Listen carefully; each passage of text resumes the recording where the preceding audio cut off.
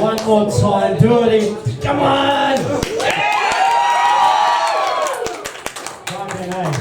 Yeah, an idiot like me gets a lot of power up here, right?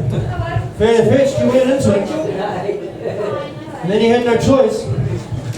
Because you accurately sensed that I would not stop until I got what I wanted. So now that we understand each other, we're going to have a good time tonight, aren't we? Yeah. It's fucking great to be here in Palmerston North again. Yay! And if you'll allow me, this is something I've been doing since lockdown because it feels like forever since I've been everywhere. So, finally, Dan Sage has come back to Palmerston North. We're going to have a fucking good time tonight, aren't we, guys? Yeah. We had a fantastic lineup of comedians for you. Why will this not go down? There we go. That's what my fiance says all the time about me.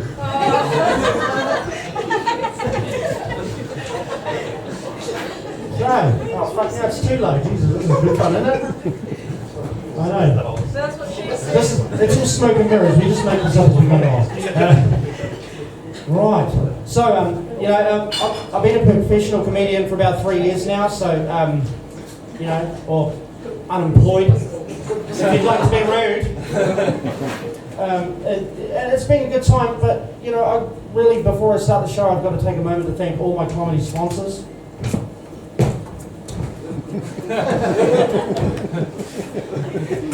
Don't want to miss anyone.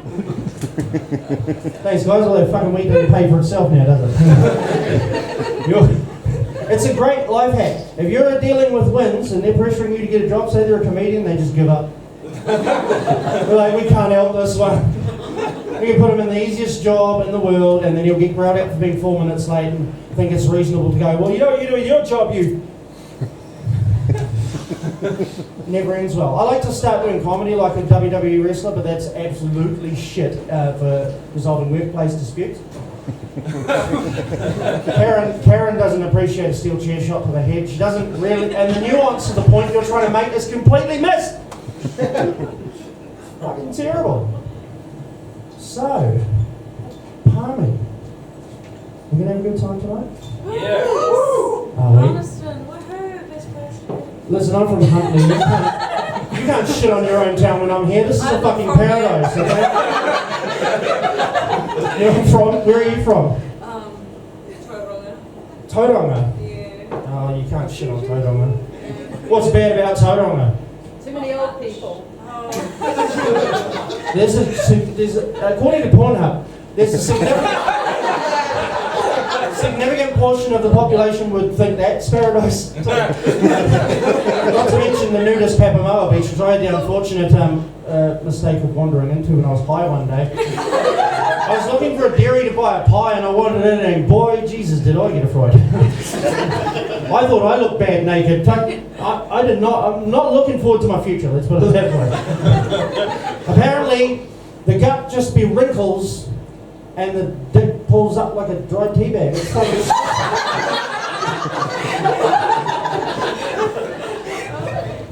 I mean, dried tea bags being what they are.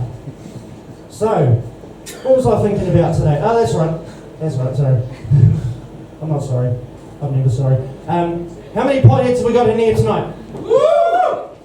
Fucking, you know what? The bravery of the two of you that called out is thing. Now, okay, now that's the potheads, right? That's the people that do it all the time. How many people in this room have tried it, just even once? Yeah. And that's why you need to be voting yes. Because I want edibles and I'm not learning how to cook that shit. I can barely manage smoking it in a bong, man. Dropped my lighter in the tray the other day, whole fucking grind.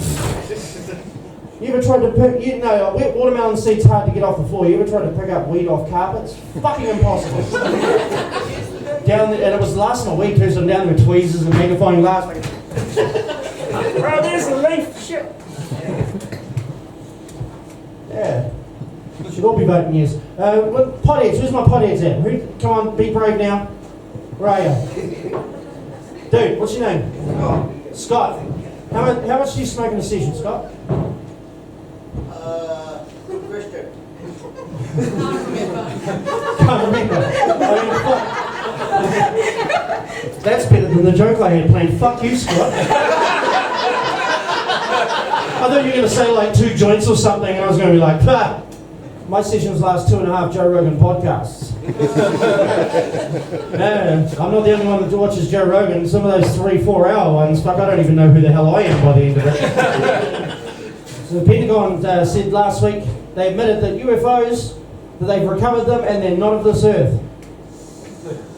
And like, this is because I'm on the benefit, right? So I've got 23 hours a day to fucking figure out what's funny for people of society that I've never felt part of. It's very vicarious. I was a very quiet child. But yeah, I've been thinking about that, and I'm just thinking, fuck, that can't be good. It's 2020, you don't want no aliens, no. We're not ready. We can't even handle a fucking cold. I'm not saying it's not dangerous. I'm not one of those idiots. What I'm saying is that when I went to the supermarket during level 4 lockdown, I lost faith in fucking all of you. All of you. There was not a lasagna top and it found for 6 weeks. I'm on a budget. I can't afford to buy chicken tenders. Fuck me, everyone in their ivory tower again. And all the toilet paper, that made no fucking sense. Right? Maybe they needed the toilet paper because they were eating all the bloody lasagna toppers. I know if you mix tartar sauce with the sweet chili sauce and put deep fried chicken tenders into that shit, you will pay a price. But I think it's worth it. Now, Scott, I'm fucking annoyed at you. I had this whole plan, and every time I do this, it doesn't go to plan. It's a fun job, but it's a weird job. I was in a movie last year, and all these actors that have been in like American productions and on Shortland Street and shit are going, "Oh my god, I can't believe you do stand up. That's so scary." Not really. I'm like I swear a bit, but I'm not really controversial. I'm not really a shock comic. I'm too high to be confrontational. Like, if people start a fight with me, I'm like, look, dude, if you're going to hit me, do it, because I've got shit to do. And I have not the energy to deflect the blows. And that's a bad combination with a big mouth. Because I can't fucking help myself. But it's good, I'm not sexist, I'm not misogynist, and I can prove that with one statement. I last year got engaged to my fiancée, who's Samoan. If I was misogynistic just once, I would be dead. Decapitated with an Adidas scuff at point blank range. I would be fucking dead. She didn't put up with no shit. I'm a good boy. I do my chores and shit. I'm not afraid of her. But if I blink twice, it might mean rescue me, but I wouldn't ask SEAL Team 6 to do that because they'd have no fucking chance. Like, I'm such a naive dickhead. Like, when I was at gigs when we first started going out, apparently there's a few times where females came up after the show and talking to me in a flirtatious way, and I had no fucking idea. I didn't realise that when girls wanted attention from you, they did this.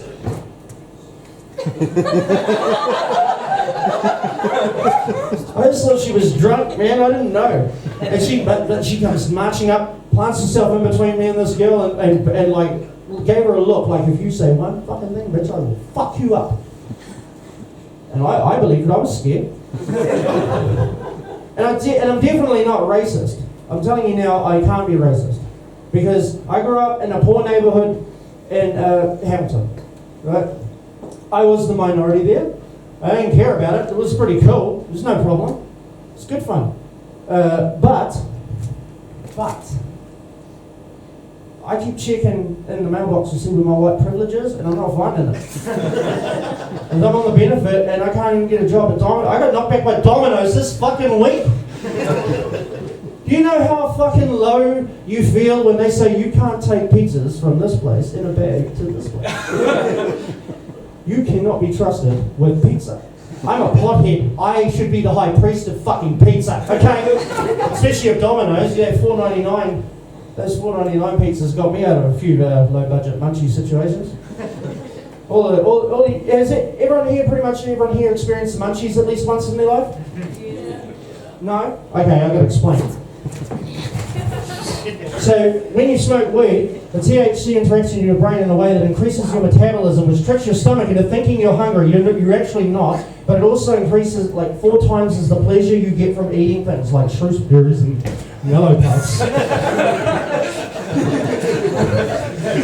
Yeah, now if you smoke your weed and you got no goddamn food in the house, that hunger intensifies to a degree of 1,000. It's not fun. You feel like you're the kid in the World Vision ad. This is Dad. Dad got high, but there is no food in his village. Every 420 seconds, some dumb fuck in the world does this to himself. Have you got $2 to help? That's what I put on my Patreon. Because after 5 years of doing this, I've like given up on like trying to succeed so much as I'm just like basically going, fuck it, I don't care if I fail, I won't go away. I'm in Palmerston North once a year for 4 years running, and I love this fucking place. I want to move here, but they won't give me a job here either. Like, I'm relegated to Huntley to while away my time on the PS4, making Australian kids cry. Grand Theft Auto 5 players in the house. Yeah. Yeah, man. You know, you hear some dark shit on that game. People let their kids play it. It's really bizarre because you know, like I'm not bragging or anything, but I'm kind of fucking a legend at their game, and I fuck people up if I feel like it. Sometimes I don't. Sometimes I just sit in the casino and play blackjack. But most of the time, if I'm feeling a little angry about life, I go and take it out on not real people. Healthy or not, I don't know. But when you hear someone, when you blow someone up and you hear them go, "You fucking disgusting little shit fucking asshole cunt." That's terrible, right? But when it's coming out of the mouth of a 5-year-old, it's especially fucking.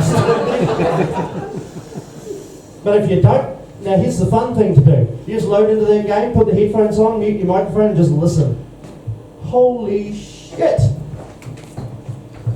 The things that people are doing online. As I look at this audience, I know there's a disgusting, dirty habit in everyone's phone. We've all got road porn, have we not? Fuck, I've misread this crowd. First, I'd like to share something about the male orgasm. Because I feel like some people don't know this fact about it. Ladies, I'm looking at you, mostly. Dudes, some of you as well.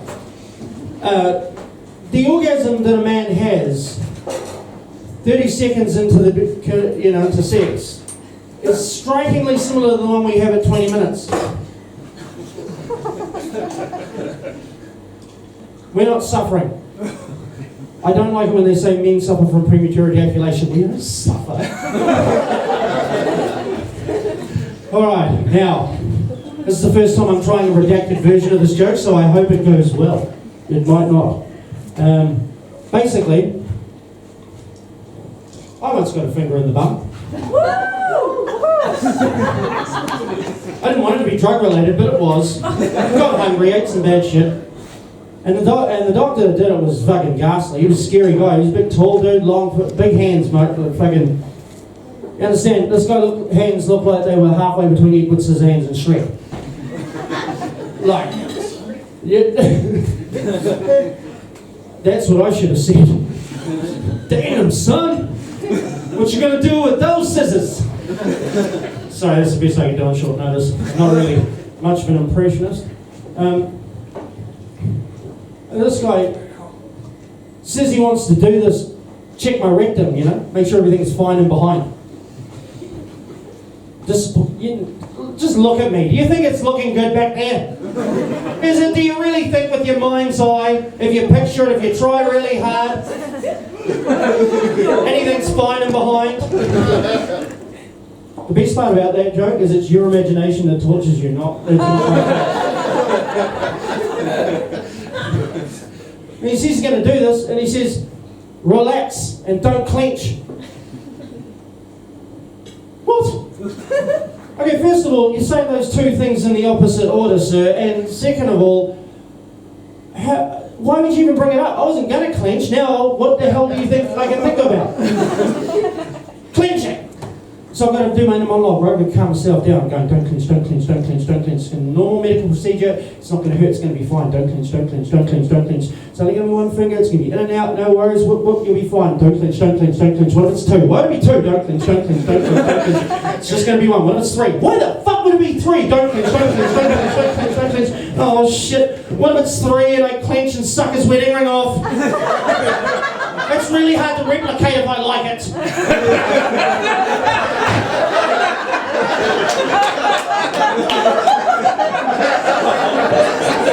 At this point, my monologue is shattered by him flipping up a bum cheek and putting a little bit of KY on the old hobbit hole there, which was actually quite nice, to be honest. I thought he was going to give me a countdown, right? But just out of nowhere,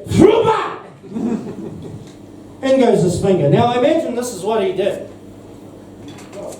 It didn't have anything to do with this large black pipe. Got to turn it on. That's what I remember about thinking about being set when he couldn't turn the microphone. I was like, "There's 7 kids, how can you turn it on?" Right, I imagine this is what he did. This is what it felt like he did.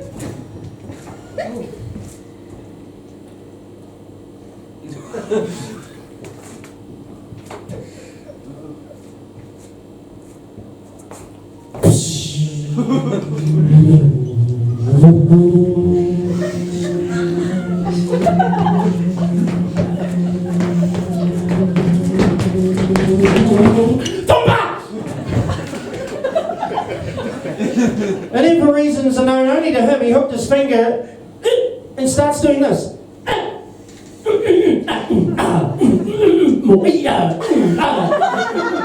mean, I thought the noises were completely unnecessary too.